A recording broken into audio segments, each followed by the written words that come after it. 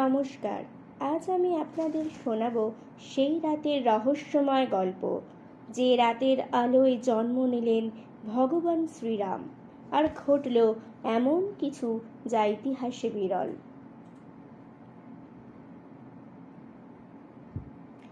রামনবমীর সেই রাত যখন ভগবান জন্মালেন, কিন্তু ঘটেছিল এক রহস্যময় ঘটনা।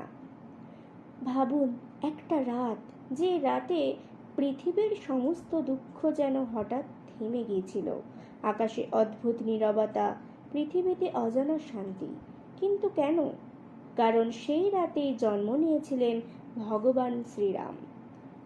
কিন্তু রামের জন্মের সময় এমন কিছু ঘটেছিল যা আজও রহস্য হয়ে রয়ে গেছে। অযোধ্যা একটি সমৃদ্ধ, শান্ত ও সুখী রাজ্য। রাজা দশরথ ছিলেন এক মহান শাসক।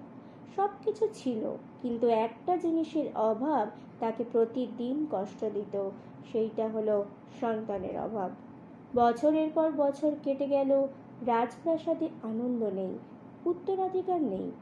রাতের পর রাত দশরথ একা বসে ভাবতেন, আমার পর এই রাজ্য কে সামলাবে? এই দুঃখই একদিন তাকে বাধ্য করল একটি বিশাল যজ্ঞ করার জন্য, পুত্রকামেষ্টি যজ্ঞ। বিশাল আয়োজন, মহর্ষি ঋষ্যশৃঙ্গের উপস্থিতিতে শুরু হলো যজ্ঞ।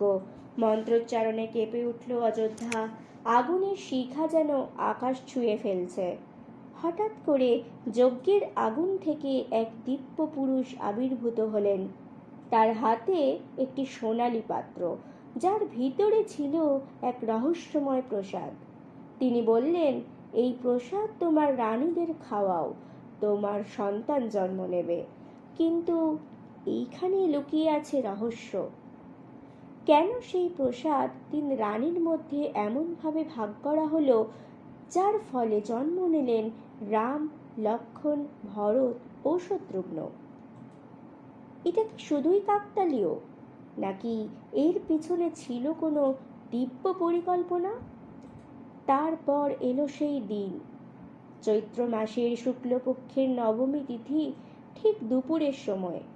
হঠাৎ করে প্রকৃতিতে এক অদ্ভুত পরিবর্তন শুরু হলো। পাখিরা গান থামিয়ে দিল, বাতাস থেমে গেল, নদীর জল যেন স্থির হয়ে দাঁড়িয়ে রইল।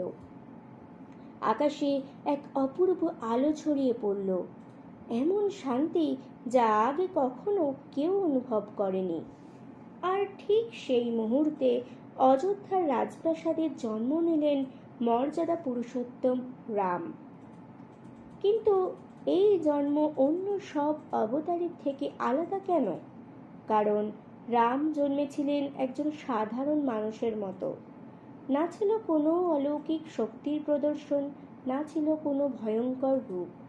তিনি এসেছিলেন মানব রূপে, ঈশ্বর হয়ে আমাদের শেখাতে কিভাবে একজন আদর্শ মানুষ হওয়া যায়। আর সবচেয়ে বড় রহস্য, কেন সেই মুহূর্তে পুরো প্রকৃতি থেমে গিয়েছিল। কিছু প্রাচীন গ্রন্থে বলা হয়, সেই সময় দেবতারা নিজেরাই পৃথিবীতে নেমে এসেছিলেন এই মহামুহূর্তের সাক্ষী হতে। রামের জন্ম শুধু একটি ঘটনা নয়, এটা একটা শক্তি, একটা বার্তা। যখনই পৃথিবীতে অন্যায় বাড়ে, তখনই কোনো না কোনো রূপে ধর্ম ফিরে আসে। আজও রামনবমী আমাদের মনে করিয়ে দেয়, অন্ধকার যতই গভীর হোক, আলো একদিন ঠিকই আসবে। আর হয়তো আপনার জীবনেও কোনো রামনবমী আসতে চলেছে। এইরকম গল্প আপনাদের ভালো লাগলে আমাদের চ্যানেলটি সাবস্ক্রাইব করুন।